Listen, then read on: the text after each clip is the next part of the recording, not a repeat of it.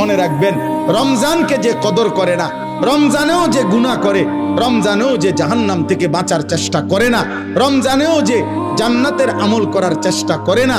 ভাই আমার, ছেলেরা আমার, বাবা আমার, পর্দার আড়ালের মা বোন আমার, সবাইকে এই শেষ কথা বলি। আল্লাহ রসুল বলছে, জিব্রাইল আইসা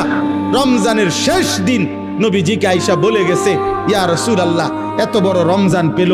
ইফতার, সাহারি, তারাবি, এতেকাফ, শবে কদর, প্রতি ঘন্টা মিনিটে এত মাফ নেওয়ার সুযোগ থাকার পরেও যেই নাফরমান জাহান্নাম থেকে বাঁচার চেষ্টা করে নাই, গুনাহ থেকে আল্লাহর কাছে মাফ নেয় নাই, জান্নাতের জরুর আশা পূর্ণ করতে পারে নাই, আমল করতে পারে নাই, খোদার কসম নবীজি বলছে,